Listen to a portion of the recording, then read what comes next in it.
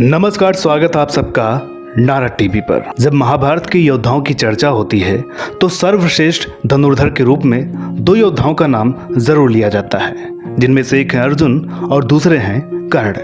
महाभारत में कर्ण ही वह योद्धा था जिस पर दुर्योधन को अटूट विश्वास था। कर्ण के रहते कौरवों की पराजय संभव नहीं थी, इसलिए महाभारत में यह पात्र कौरवों और पांडवों से हटकर एक अलग ही पहचान रखता है। कर्ण का वो जोश, वो शूरवीरता और सबसे बड़ी दानवीरता उसको अलग ही मुकाम पर ले जाती है।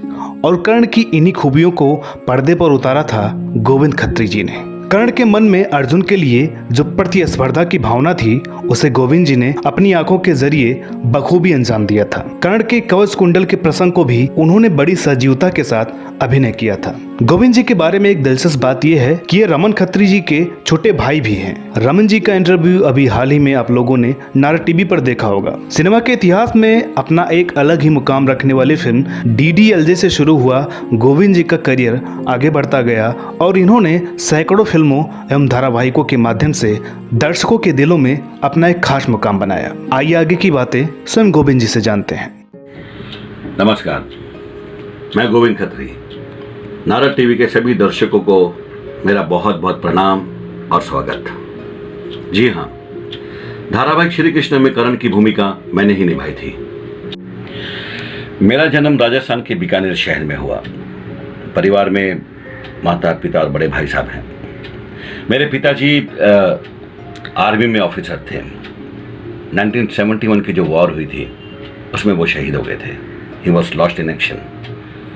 और मुझे इस बात का बहुत गर्व है कि मैं एक शहीद का बेटा हूँ और हमेशा रहेगा। और उसके बाद हमारी माता जी ने मेरे बड़े भाई साहब को और मुझको पाला और मैंने मुंबई से ही अपनी ग्रेजुएशन पूरी की BCom में। अभिनय में मेरी रुचि कैसे हुई ये भी बड़ा दिलचस्प है। क्या है कि मेरे बड़े भाई साहब रमन खत्री जी, जिन्होंने इसी धारावाहिक श्री कृष्ण में युधिष्ठिर का रोल निभाया है, वो और मैं एक ही कॉलेज में थे, तो मुझसे सीनियर थे वो। और जब तक मैं कॉलेज में गया वो उनका 2 साल हो चुके थे।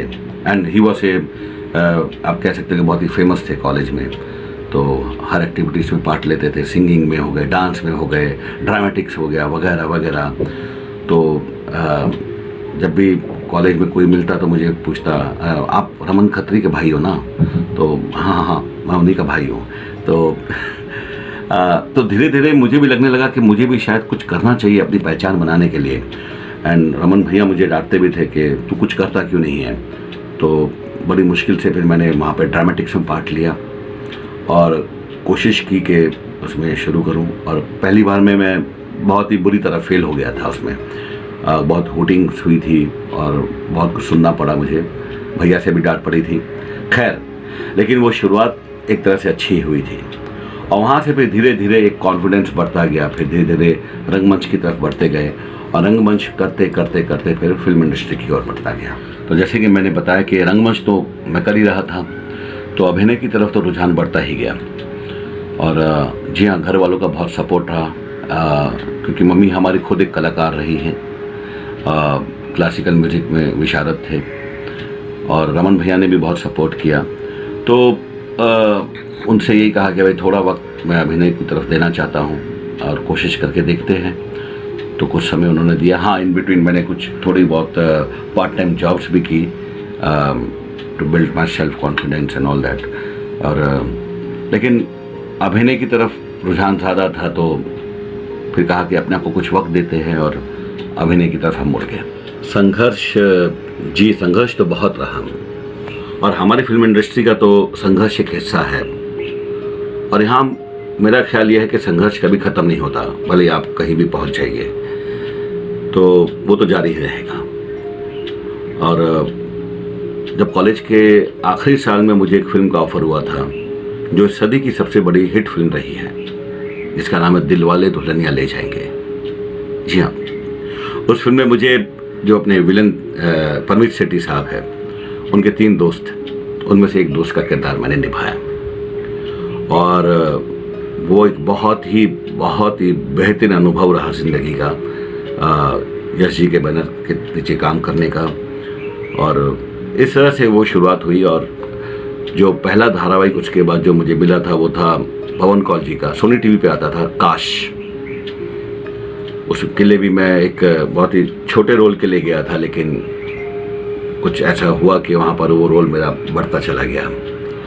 ये करण की भूमिका मुझे कैसे मिली, ये भी बहुत ही दिलचस्प वाक्य है, और ये ऐसा वाक्य है जो मैं ज़िंदगी भर नहीं भूल सकता, मरते दम तक नहीं। मैं तब मसूरी में शूट कर रहा था और रमन भैया ऑलरेडी इसकी शूटिंग कर रहे थे, युधिष्ठिर की, श्री कृष्ण की। तो वहाँ करण की ऑडिशन शुरू हुई, तो उन्होंने मुझे कॉल किया, उन्होंने मुझे कहा कि ऐसा है तो आ जा। तो मैंने कहा मैं तो शूट कर रहा हूँ, मैं नहीं आ पाऊँगा। लेकिन हुआ ये कि कुछ दिन का जब मेरा पैकअप हुआ, मैं मुंबई पहुँचा, तो उन्होंने फिर मुझे कॉल किया। उन्होंने कहा कि तू अब जल्दी आ जा, ऑडिशंस चल रहे हैं, करण की कास्टिंग हुई नहीं है। तो मैं तुरंत बड़ौदा पहुँच गया, और वहाँ जाने के बाद में रात को हमने ऑडिशंस दिए। ऑडिशंस देने के बाद में नेक्स्ट डे उन्होंने कहा कि हम आपको जवाब देंगे, आप रुकिए। तो तब तक ये पता चल चुका था कि करण की जो कास्टिंग थी वो पूरी हो चुकी थी, वो किसी और को मिल चुका था। और फिर अल्टीमेटली मुझे उन्होंने दुशासन के लिए सिलेक्ट किया। दिल तो बड़ा मायूस हुआ, क्योंकि इतनी भागदौड़ जो की थी और जो सपने देखे, जो करण के लिए देखे। सो अल्टीमेटली मुझे दुशासन का रोल मिल गया। अब होना यह था कि एक ही एपिसोड में करण और दुशासन का इंट्रोडक्शन था, और वो एक ही दिन शूट होना था। तो यहाँ से मुंबई से मैं और जो करण कर रहा था, हम दोनों एक साथ मुंबई से बड़ौदा गए, एक ही रूम में रुके, और हम दोनों बहुत अच्छे दोस्त भी बन गए थे। और मैंने अपना पार्ट वहाँ पे शूट किया, और उसके बाद उनकी रात भर शूट थी, और सुबह टोटल पैकअप था, कुछ दिनों का गैप था, और एक संडे के बाद अगले संडे को ये एपिसोड टेलीकास्ट होना था।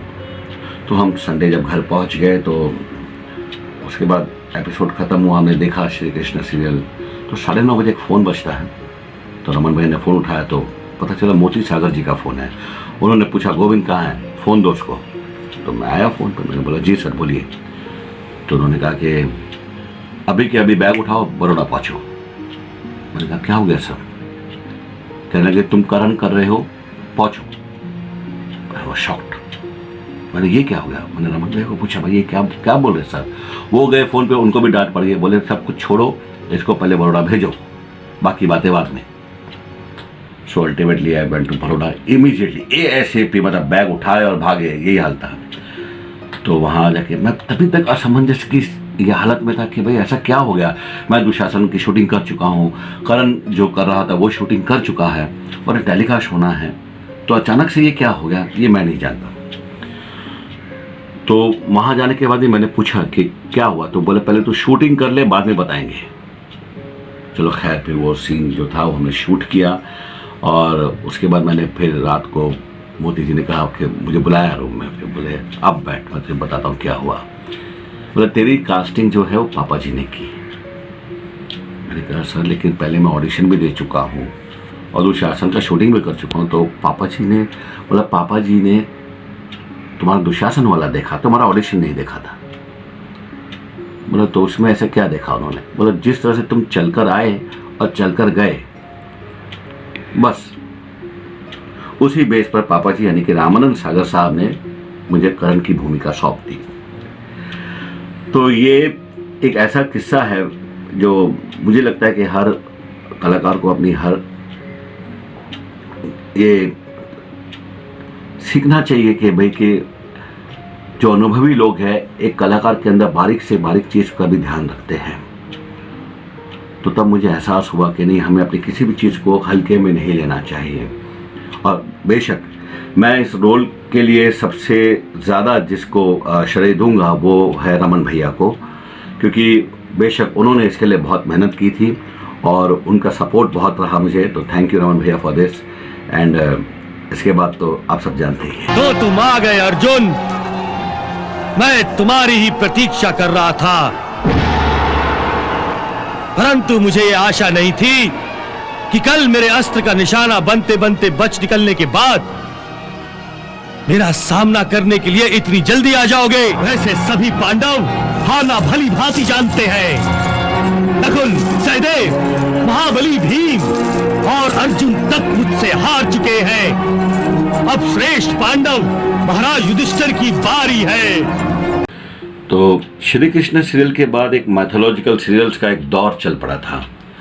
तो उसी दरमियान फिर श्री गणेश, जय गणेश, ओम नमः शिवाय, जय हनुमान, जप तप व्रत वगैरह वगैरह बहुत सारे सीरियल्स में काम किया। इसके अलावा शक्तिमान में मैंने जो किया है वो आपके मुकेश खन्ना जी के गुरु का रोल किया है, जो साइंटिफिक गुरु होते हैं। एक गुरु गजेंद्र जी ने किया है, गजेंद्र चौहान साहब ने, और एक मैंने किया है उसमें। और सागर आर्ट्स की तरफ से भी कई बार कॉल्स आए, तो मुझे उनके साथ फिर दुर्गा में काम करने का मौका मिला। इन बिटवीन कई बार कॉल्स आए, लेकिन उस समय मेरा एक और सीरियल चल रहा था, पिया का घर प्यारा लगे, सहारा टीवी पर, जो तकरीबन 2.5-3 साल चला। तो उसी में इतने बिजी थे कि कोई और काम कर ही नहीं पा रहे थे तभी। और अभी जो फ़िलहाल जो चल रहा है काम, वो एक वेब सीरीज़ के ऊपर चल रहा है। एक वेब फिल्म है जिसे डायरेक्ट भी करना है। और ये जो कोरोना की जो ये हालत हुई है अभी आजकल, तो इसी वजह से सब थोड़ा रुका हुआ है, लॉकडाउन की वजह से। और उम्मीद करते हैं कि सब जल्दी शुरू हो जाएगा। परिवार में बहुत ही छोटा परिवार है। मैं हूँ, मेरी वाइफ है और मेरी बच्ची है जिसने भी 12th का एग्ज़ाम दिया है। और अभी हम लोग सब लोग फ़िलहाल तो लॉकडाउन में हैं, घर में हैं, सेफ़ है।